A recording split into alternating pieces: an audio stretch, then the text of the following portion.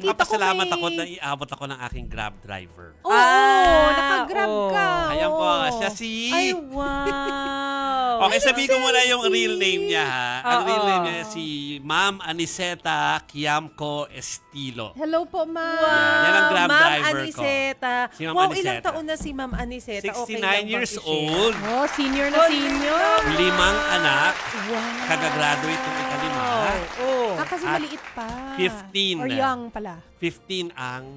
Apo, sabi. Wow. Teka. Wow. Ano, wag niyo ipakita yung mga address niya. Kita ba? Hindi ko alam. Hindi na makita. Hindi na makita. Yung So, pangalan anyway, lang. So, talaga masaya po siyang masaya siyang kausap habang ako'y sakay-sakay ng kanyang Grab vehicle.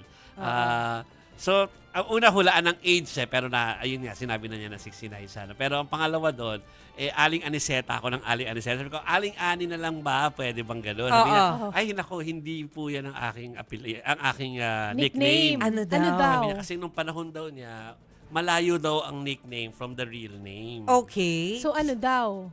Siya daw si Bengsky. Ang layo! Ang layo, From diba? Aniseta to Bengsky. Paano daw naging Bengsky? Hindi daw rin niya maintindihan. Pero yun daw talaga binigay sa kanya na palayaw ng kanyang mga magulang. So, si Lola Bengsky. Naks naman. Pero alam mo, natutuwa ako kapag nakakakita ako ng mga senior citizen na very active pa at productive. Yes. Di ba kasi kanina nga pinag-uusapan natin, di ba, na nakakatuwa kapag willing silang mag-work, not because they need to earn more para sa pamilya. Kasi obviously, graduate na yung mga naman anak ay niya. anak. Wala siyang kailangang pagkagastusan ng malaki, kundi Yeah. yung pang-araw-araw nilang Yeah. kabuhayan. Natutuwa ako kasi parang meron silang dahilan para magpatuloy na maging active. Sabi nga niya, Oo. curious kayo. Oo. Sabi niya, curious ba kayo, sir? Bakit ako nagmamaneho? Oo, Parang bakit sinabi daw? niya, parang, passion na daw talaga niya ang magmaneho. mahilig Wala daw siya mag-drive. ibang skill kundi magmaneho. So, ano Hindi, ba? siguro wala pa siya ibang skill, pero ang pinaka-favorite skill niya is to drive. So Sinabi dati niya, pa siya nagdadrive. sabi niya, isa sa mga pioneer nung Uber pa daw yung Galing. natin. Di ba? May Uber pa dati Oo. So Uber, tapos ngayon Grab na. No? So, yan ginagawa niya. So, hindi na daw siya madalas, pero kapag ka daw, gusto niya mag-drive, so nagda-drive siya kasi member naman siya nung fleet ng Libangan, kumbaga. kumbaga. Mabuti pa si Lola. Kaya Lumalaban ng I was looking, patas. bilang reporter, I was Oh. looking for an angle na sub-story, di Oo, ba? Parang oo, iyakan, angle. Pero Yes. hindi, wala siya sinabing gano'n. Although, sinabi nga niya na yung asawa niya is parang retired at saka suffering from prostate. Merong condition sa prostate niya. Pero parang hindi yun yung lead. Kumbaga lagi niya sinasabi na parang she's okay driving and okay sa yung mga anak niya, okay na lahat. Oo, nakakatuwa yun. Kasi ako rin talaga, kung pwede, encourage ko rin yung ating mga senior citizens na to do something productive. Yes. Hindi dahil kailangan yung gawin, pero dahil gusto nyo at nagiging masaya kayong gawin yun. Correct. Kasi diba, nakakatulong yun para ma-maintain ninyo ang kabataan. Nakaka-long life yun ha. Kasi Nakaka-long gumagana life. yung utak niyo po Parang Totoo. parang muscle na Exactly. na-exercise. Diba? Tinamaan nga ako sa usapan nila Mase kanina. Inisip ko na kung anong gagawin ko after 5 years Kung anong gagawin. Kasi alam naman manood ng pelikula after 5 years. Diba? Oo. So, mabuti na isipin na ano pa yung pwedeng gawing productive, no? Kapag nagretiro na. Oo. Kasi magre-retiro ka na in 5 years? Oo, bilangin mo. diba? Bilangin In fairness to you, looking young. Pero Marami na. di ba kinuwento ko, kahit nung nasa Malacanang, ganun na yung age ni Jovi, Ganun na nga. Pero hindi, kasi nakwento ko kanina, Oo. Chiki, parang as early as, pinag-uusapan na rin namin ng husband ko na, anong gagawin natin pagka-retire natin? Alangan namang nakaasa lang tayo sa pension, tas nasa bahay lang tayo. Iniisip namin, pwede tayo mag-grab driver. Matutuwa pa rin tayo kasi ikot pa rin tayo ng ikot kung saan-saan. Di ba Pero serious malilibang ka? consideration mo yon? Isa sa mga napag-usapan namin. Ako, Kasi parang umiikot ka rin Yeah. kasi tapos nakikipagdaldalan ka sa mga tao, nakakamit ka ng ibang-ibang tao. Isa sa mga napag-usapan namin. sabi ko nga, naisip ko, baka pwede rin pa ako maging Grab driver. Ano ka ba? Ayaw sabi mo nga mag-drive masyado ni Mase. Parang isip ko, yung parang sa pagdadrive, maingat pa rin naman ako hanggang ngayon, so baka, kung safety, parang kaya naman. Kaya lang, ang doon, baka masyadong mainitin ang ulo ko for for driving. Kung magda-driver ka. Pero kasi nakaka-inspire si Lola. Oo, si Lola Bengski. Sabi ko nga sa kanya, parang anak keep in touch tayo, nanay ha, Lola. Tapos sabi niya parang, punta mo na ako sa Facebook niya. Facebook ko sa diba? Facebook. Hindi mo siya inimbitahan na manood ng STL. Meron pa, nag-accept daw siya ng nag-accept na siya ng next na passenger after me. Busy. Pero Okay. Si Lola. hindi niya mapapanood ngayon kasi wala siyang TV, wala nga Yeah, siya, hindi siya oo. nagra-radyo dun sa kanyang Sasakyan. kotse. Okay. Because of distraction. Okay. Pero sabi ko siya, papadala ko sa kanya yung link. Yung nitong link, episode correct. na to, via Facebook. So, Aling Bengski, na-inspire mo kami today. Aling Talaga, Bengski! napapag-usapan, iniisip ko na tuloy, ano pa ba yung iba nating mga options pagka nag-retire na tayo?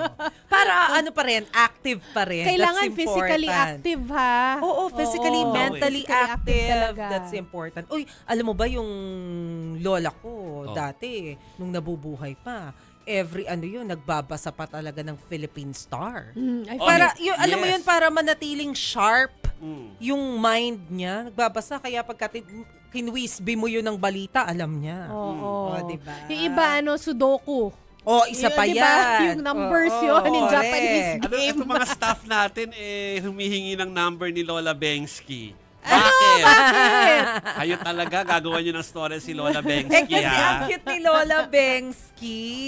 Bengski, thank you. Ingat, Lola Bengski, ha? Thanks, Lola. At Ingat naihabol lagi. mo ako para dito sa edisyon na to ng STL. Angel mo siya ngayong gabi. Kasi Oo. kala ko malilate ako. Pero at the same time, gustong-gusto ko talagang pumunta rito dahil maraming balita. Diba? Saka, syempre, kailangan nating manita doon sa mga nagko-corrupt, nagpapakahirap sila Lola Bengski magtrabaho sa labas. Ayun nga kaya sabi ko, mabuti pa si Lola lumalaban ng patas. Kasi tinitingnan ko yung Oo. ICC report kanina, yung initial Oo. report ng ICC. Oo. Parang ganun-ganun lang yung mga naibulsa. Ay, sus ko po. naman, nakakaloka. ICI. ICI. Oo. Sino ba si ICC? Iba na yun. Sa Hague Iba po yun. yun. Iba yun. Yung dito Ah. tayo sa Pilipinas. International ICI, Criminal Independent Court Commission. Baka sabihin na meron ng judgment kayo. Hindi. ICI. ICI, meron siya. Initial pa lang naman yun. Oo. Partial, initial. Pero nakikita ko na doon yung scope. Sa unang report pa lang, nakita mo na yung scope sa isang proyekto pa lang eh. Hinanakawan tayo, kasi. Mga magnanakaw talaga Oo, sila. magnanakawan Kaya tayo, kaya Chicky. nakakasama ng loob kasi especially ngayon na-meet mo itong si Nanay Bengski. Yes. Na-inspire din kami ni Nanay Bengski. Sa edad na 69, sabi nga ni Chiki, lumalaban ng patas, nagtatrabaho ng Yes, tapat. yes. Hindi nagnanakaw, hindi nanloloko. Tapos yung pinagpaguran niya, Binubulsa. pinagbayaran niya ng buwis. ha? Binubulsa. Binubulsa Yun mo. lang. Talaga ba? Oo. Sa halip na nakatulong na yan dun sa mga kapatid natin na nasalanta ng bagyo at nabiktima ng Yeah. lindol, abay, kinamkam mo pa. Grabe, ghost project nga eh. Hindi pa nga pinanggagawa ng ang mga flood control nakasalalay eh. dyan ay yung kaligtasan from disaster ng 15 apo Nako. ni Aling Bengski. Ni Nanay Bengski. The next generation ay maapektuhan di ba? Exactly. Tapos yung, imbis na yung mga yon ay okay dahil nagbabayad ng taxes, hindi maganda yung serbisyo ng gobyerno dahil binulsa. Ayun na nga. So anong mapapala ng mga bata? Saka yung Diba? ehemplo na pinapakita natin sa next generation, kaya sila talagang tinatawag na jaded na, Yeah. ay wala namang mangyayari dyan, wala akong maasahan sa gobyerno, pare-parehas lang sila, kung sino bobotohin ko, pare-parehas lang naman sila eh, lalagay mo dyan yung may pinag-aralan, ganun din. Oo. Ganun Alam yung mo, mga nila, nalulungkot frame of ako mind. kapag nakakarinig ako ng mga taong nagsasalita ng ganyan. Pero pag inisip mo, di mo sila masisisi eh. Ang dami na natin na witness na paulit-ulit na lumalabas na mga masyadong ganid sa pera, ilang beses na yan, pero kahit na nakita nating ganid sila at mga buhaya sila, abay bumabalik sa gobyerno, konting kibot lang, Ay. naboboto ulit. Hindi ba? So yun yung nakaka-disappoint. Kaya maiintindihan mo kung bakit may mga tao na hindi mag-a-abroad na lang ako kasi wala nang mangyayari sa Pilipinas. Pero ako, naniniwala ako na hindi tayo dapat nawawalan ng pag-asa. Hindi tayo masyado dapat nagiging pessimistic. Kasi walang mangyayari sa Pilipinas pag ganun ang naging mindset natin. Dapat patuloy tayong may inspire sa mga kagaya ni Nanay Bengsky. Correct. So, ina-offer namin itong show na to doon sa mga katulad nila Nanay Bengsky na lumalaban nga ng patas.